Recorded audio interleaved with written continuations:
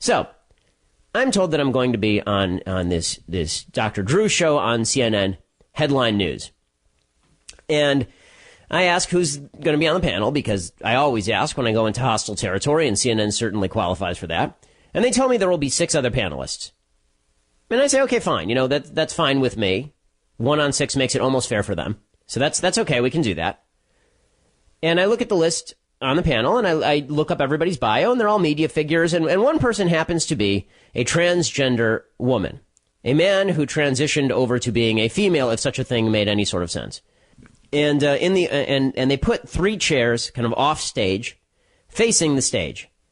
And in those chairs, they put a black dude and this transgender woman and me. And they seat the 2 of us next to each other, the transgender woman and me, Zoey Tur and me. And, of course, I knew immediately that they're trying to spark something to happen by seating us next to each other. But that is not my interest. When I go on these shows, all I want to do is say my piece. I really have no interest in doing anything other than saying my piece. And as anybody who has ever seen me on TV understands, my typical goal when I'm talking with folks on the left is to have a calm and rational discussion, which almost never happens because the left is patently incapable of calm and rational discussion, as was eminently proved on the show last night, which was intensely wild. So the show begins, and they start with the Caitlyn Jenner issue. And Dr. Drew turns to me, and he asks me if Caitlyn Jenner deserved the award. And here's what I say. Man, does she deserve this award? For what? For courageously coming forward, for having been an athlete of great prowess, and now fighting a new battle. What exactly is the battle? I mean, self-definition is what you do, and my baby's doing it at 18 months old. I wasn't aware that you get a medal for it. And after I say this, Dr. Drew sort of moves on to the rest of the panel, and everybody is sort of talking about the brilliance and wonder of Caitlyn Jenner. One of the people on the panel, the black guy, he says something about how Caitlyn Jenner is how Caitlyn Jenner does not deserve the award because Caitlyn Jenner is a rich white woman from the hills, which seems odd because Caitlyn Jenner is a rich white man from the hills. And it always is weird to me when you have people who are willfully deluding themselves about things like, is Caitlyn Jenner a man? Okay, if you don't think Caitlyn Jenner is a man, then I dare you to date somebody who is exactly like Caitlyn Jenner as a straight male. If you think that Caitlyn Jenner is actually a woman, then I hope that you are perfectly willing to engage in sexual activity with someone who still has all of the male apparatus. Because that seems to be the argument that you're making. If gender is not only completely in the head, but also we're all supposed to recognize your version of your own gender, it's going to make things kind of awkward in the boudoir, to say the least. And all the time I'm sitting there thinking, this is a mental hospital. This is crazy. Caitlyn Jenner is a man.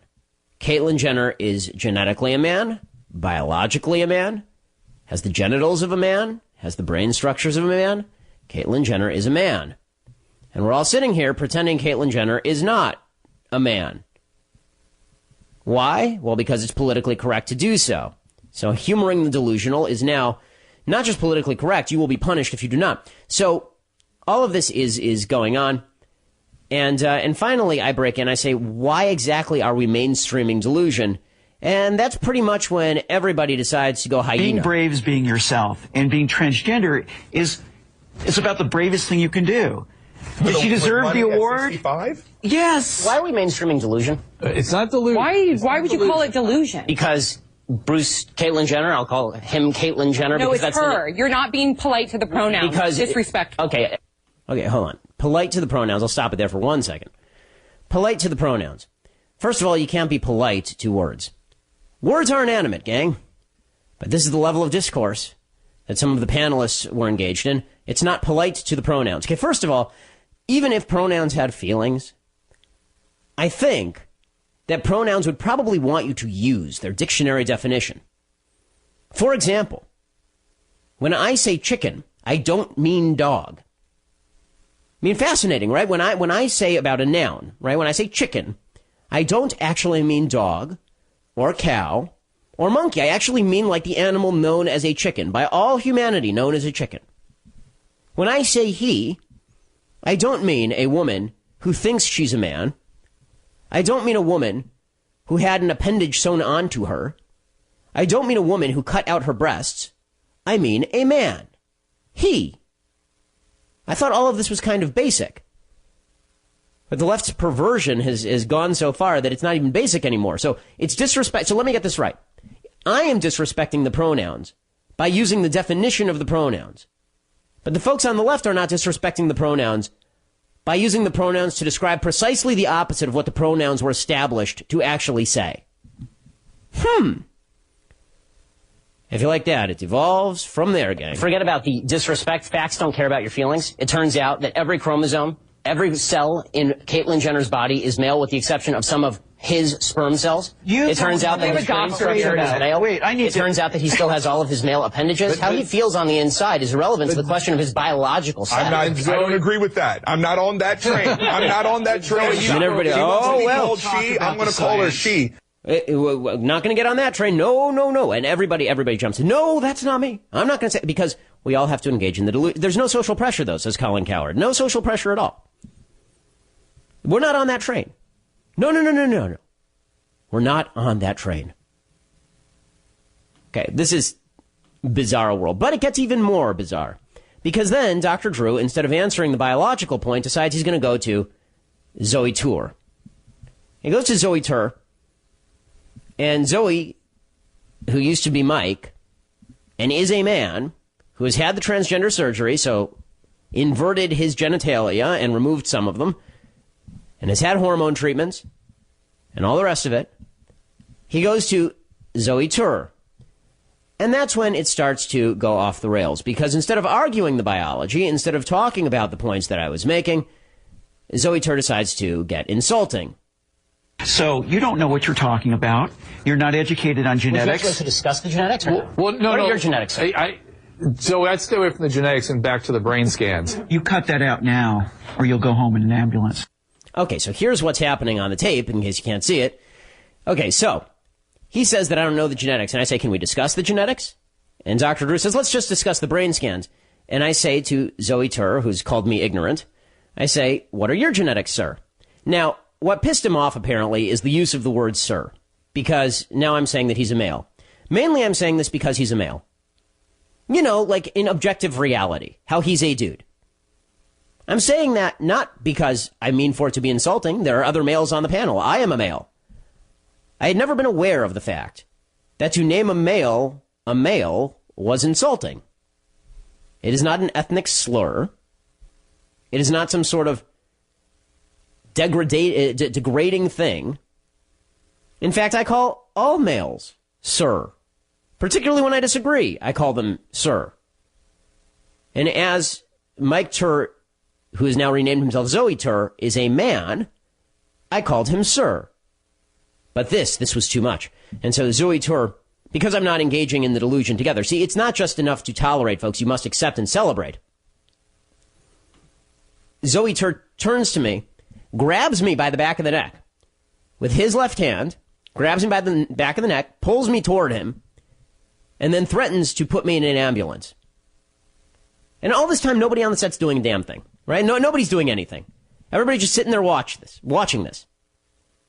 And, I mean, honestly, I'm taken aback because this is not normal behavior, okay? This has never happened to me before. Certainly not on national television. It's not normal behavior when you're in a conversation with someone for that person to threaten you with bodily harm while grabbing you. That's called battery. And in this case, it's likely assault and battery, since he was also threatening further bodily harm. And as I'll explain, that wasn't the only threat of the evening from Zoey Tur, nor was it the only threat of the next 24 hours from Zoey Tur. Clearly a mentally stable woman. By the way, this is how all women react. When women are deeply upset about something, I have 3 younger sisters, I have a wife, I have a mother, I have a daughter. When women react to things, I know that typically what they do is they threaten you with physical bodily harm. That's not male at all. No. That's a deeply feminine aspect. You know, later, I was talking to my mother, an actual female, and she had seen this, and she said, at that point, you should have said, you're not acting very ladylike. It did not occur to me to say that at the time, mainly because I was so taken aback by the whole situation that I was just kind of shocked. Now, what's amazing about this, and you'll hear it play out the rest of the show, what was amazing about this is that the media have now equated me saying sir to a guy And him threatening me with bodily harm while exercising himself, while exerting himself in what is legally called battery. Battery is unwanted touching. When you touch somebody and you threaten them, that's battery. And for those who are wondering, yes, I fully intend on pressing charges because you don't get to get away with battery and assault on national television, criminal threats on national television. You don't get away with that simply because you're a member of one of the left's beloved protected victim classes. No, you don't. Because let me tell you something. If this situation had been reversed, and it never would because I'm a polite and decent human being, if this situation had been reversed and I had grabbed Zoey Tur, a transgender woman, by the neck and said, I'm going to send you home in an ambulance, I would have spent the night in jail. I would have spent the night in jail and I would have been prosecuted for hate crimes and my career would be over. But Zoey Tur, no. The entire leftist media has come out to Zoey Tur's defense, saying that, after all, I had it coming because I used the word sir. Amazing. And it just goes downhill from here. You'll hear me respond and then you'll hear the entire panel jump in, not to say that it's wrong to threaten guests on a national television show with bodily harm, but to say that I had it coming, of course. Because after all, I hadn't respected Zoey Tur's truth. You know, as opposed to the actual truth, like the biological facts, the facts of life. I had not respected Zoey Tur's truth. And thus, I had to be castigated. And thus, if I were treated with bodily physical harm, that would have been totally fine, totally acceptable, and totally okay. Yeah, these folks on the left, they're big freedom fighters on behalf of free speech, aren't they?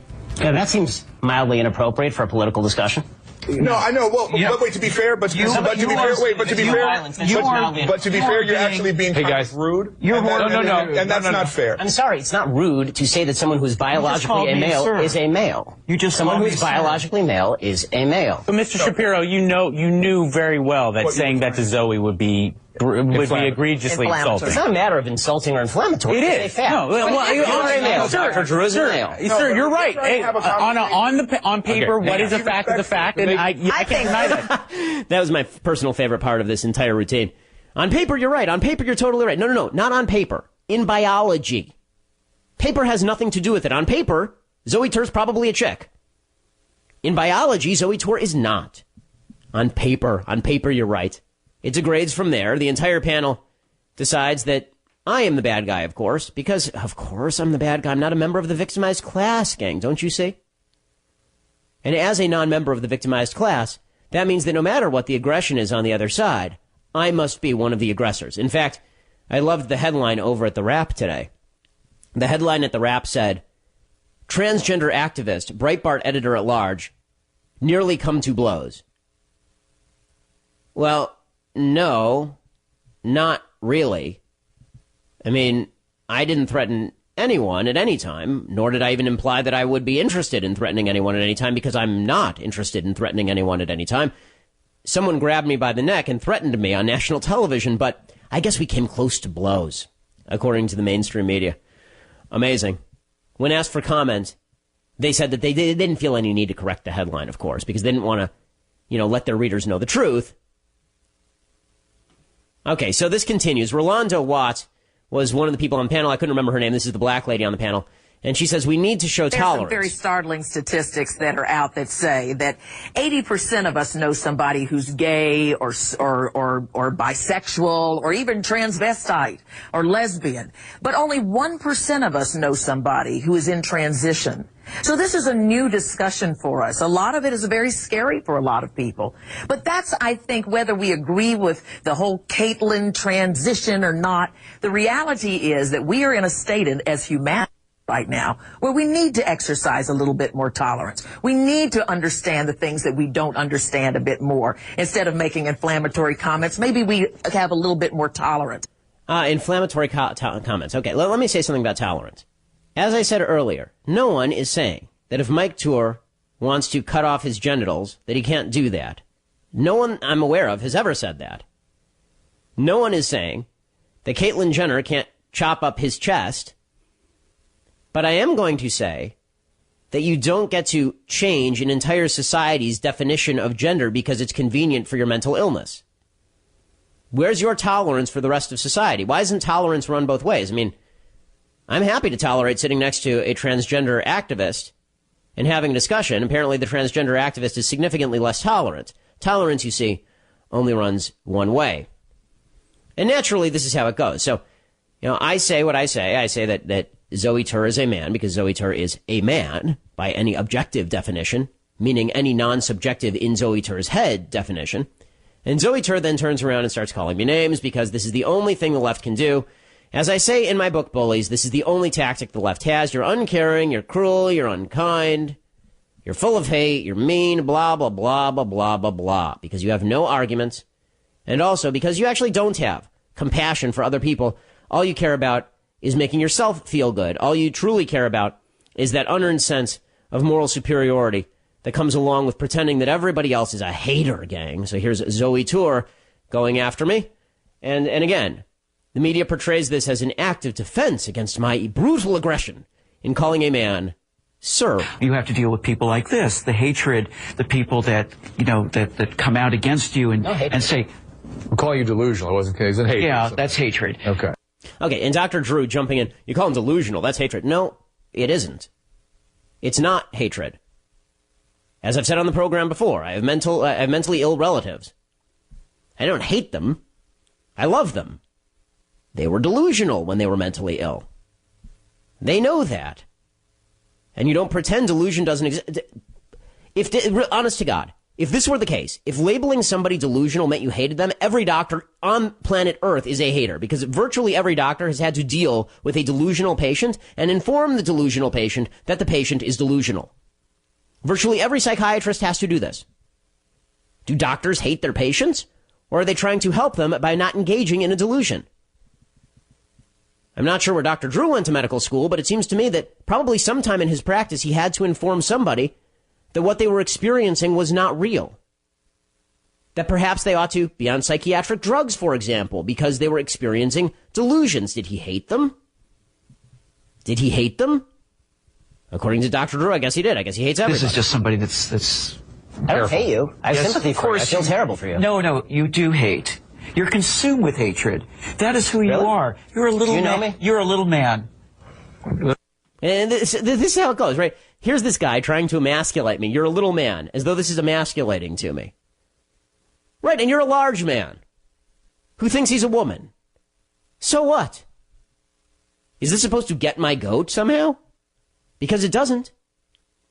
My physical stature is of no consequence to this particular conversation. And this notion that I'm full of hate because I want to see people pursue actual cures, actual treatments that work. I mean, I say this to Dr. Drew later on the panel. This entire conversation has shut down any possibility of trying to find actual solutions for people who suffer from gender identity disorder, which is a much better label than gender dysphoria, which means nothing. Gender dysphoria is a politically correct nonsense label from the DSM-5. Gender identity disorder, which is what this was called up until 2013, is a significantly more appropriate label for what we're talking about here because it is a gender identity disorder. The problem is not with your genitals. The problem is in your mind. But, Zoey Tur just calls me names, and according to the left, this constitutes just a brilliant defense. Yeah, actually, I do. Let's stick to the topic. Let's not these first. But, I mean, that's okay. He can be whatever he wants. But the point is... Right. That's what this is all about, isn't it? It is. Isn't that what this is all about? Let's all come together. He can be whatever he wants. Well, no. That's not what you were saying 5 seconds ago when you were threatening to beat me up. It's not what he would say 5 seconds later either, when I'll fast forward a little bit.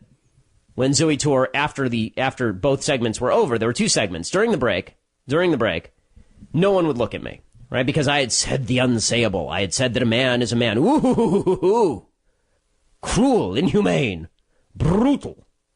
I said a man is a man. That means no one can look at you.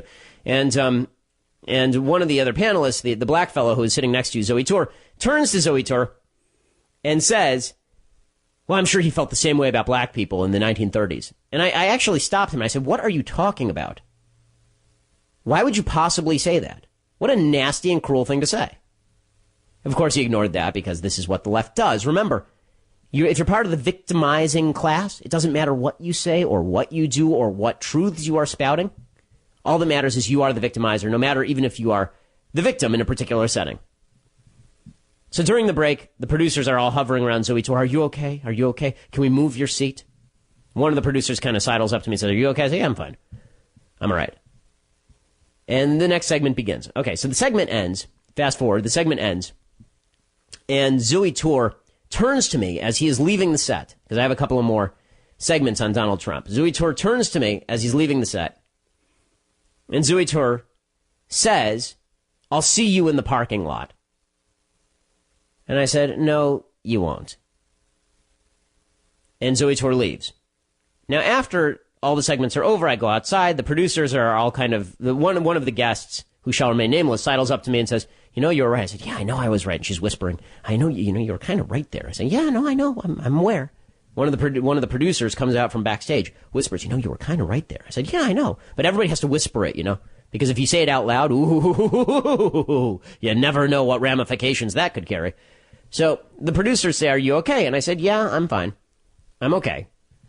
And they say, "Well," I said, he did say, you heard him. He said it pretty loudly. Other people heard. He said that he was going to meet me in the parking lot. Do we know that he's left? Not because I'm particularly afraid of this particular human being. Even if he happens to be a very macho man, I've a fair bit of foot speed. So if worst came to worst, I could always flee using my bravery.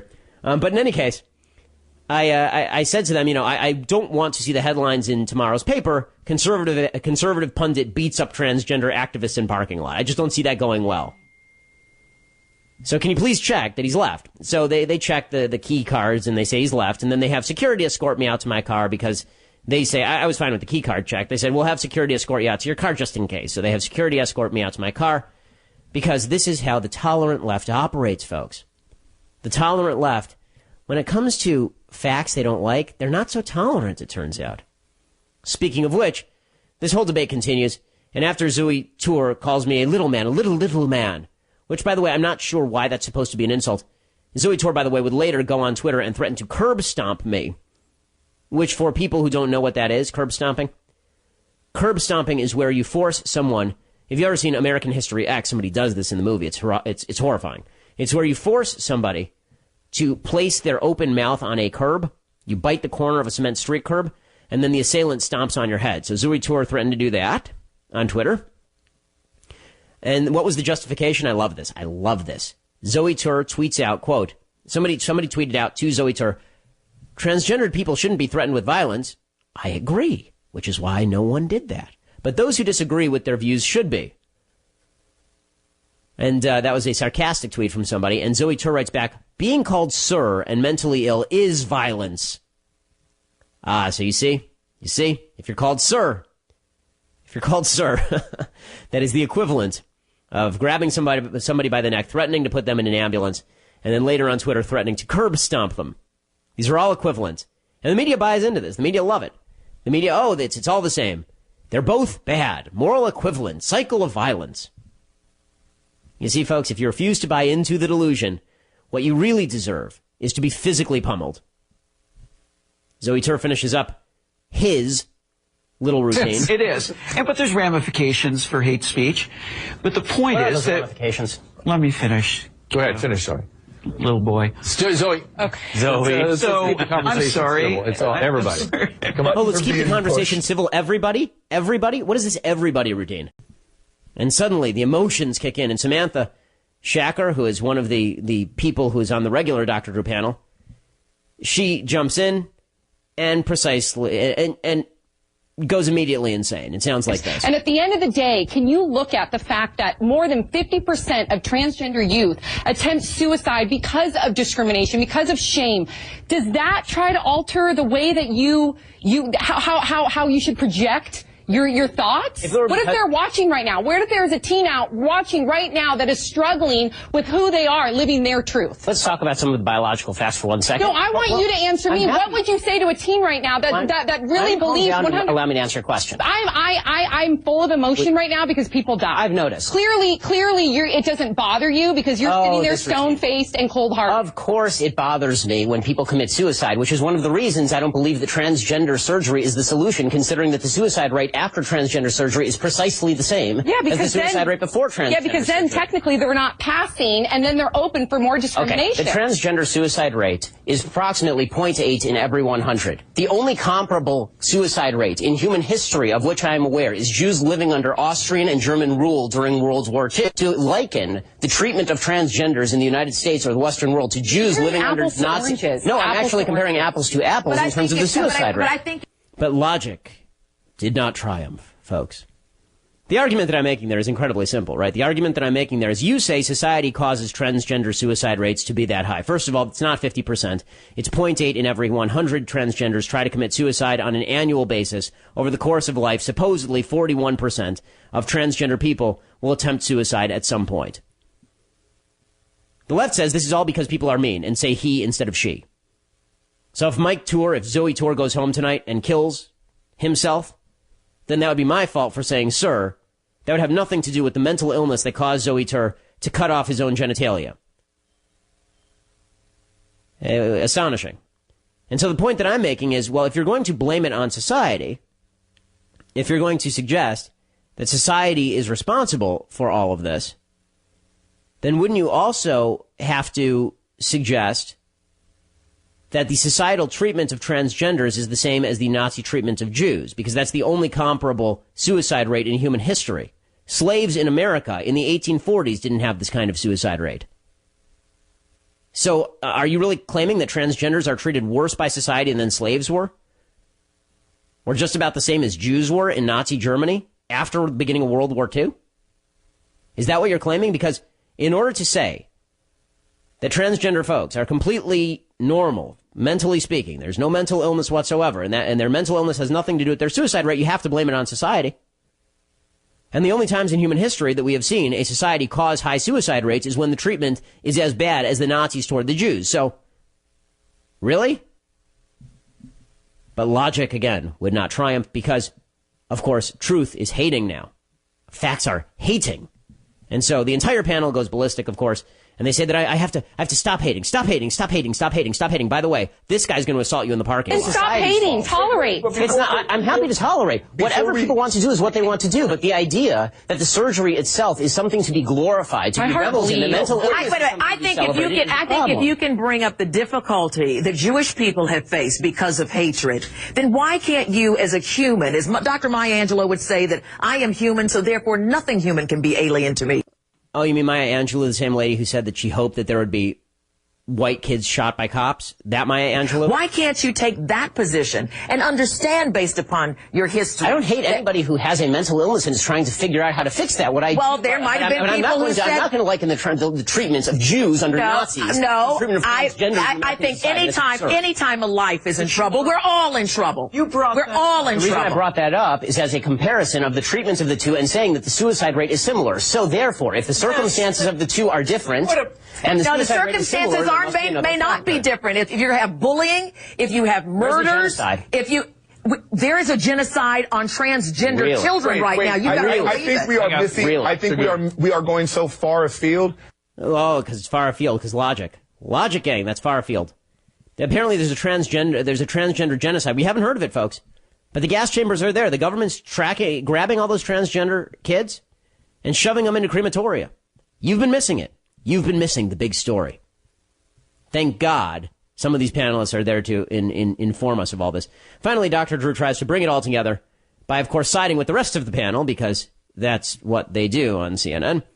And even Dr. Drew then proceeds to get the entire medical point wrong. A doctor. What's the goal of treatment, then? The goal of treatment would be to cure whatever... Can't cure it. It's not curable. Okay. Lots of illnesses are not curable. This one has to not be curable. What's alcoholism? Alcoholism, for instance. Okay, so let's compare it to alcoholism. Does anyone say that alcoholics are doing fine and they should just continue to imbibe? Does anyone say that? I was unaware that the solution to alcoholism was keep drinking heavily. I was always under the impression that the first solution to alcoholism was to admit you have a problem. But then Dr. Drew continues along these lines digging himself in a hole that he can't get out of. What's the goal? So the goal would be to allow people to live with it in an appropriate way. To flourish, right? To flourish. Not to require them to assign to one gender or another, but to flourish, right? Without imposing on the rest of society a necessity for fictionalized thinking. Okay, because that actually is a cost to society. I'm sorry, but my grandfather was bipolar, okay? Yeah. And he thought that the radio was talking to him. Yeah. They put him in a mental hospital. They did not tell him the radio was talking to him to allow him to live a better life. They put him in a mental hospital, and then they gave him lithium, which allowed him to live a better life. Looking for better solutions than transgender surgery would be a better solution than pretending that transgender surgery is the cure. People are looking for treatments all the time. This has been this is stopping the look. No, it really isn't. Yeah, it absolutely is. Yes, it absolutely is. Because whenever you stop classifying something as a mental illness and pretend there's nothing wrong with the mind, there's just something wrong with how you deal with it, you stop looking for solutions. You tell me, who else is looking for solutions on the transgender thing? Because if you even say that this is because here's the thing, in order to look for a solution, you have to admit there's a problem. And we're no longer allowed to admit there's a problem. If a man identifies as a woman, the idea is we're all supposed to just go, oh, okay. Well then, I guess everything's fine.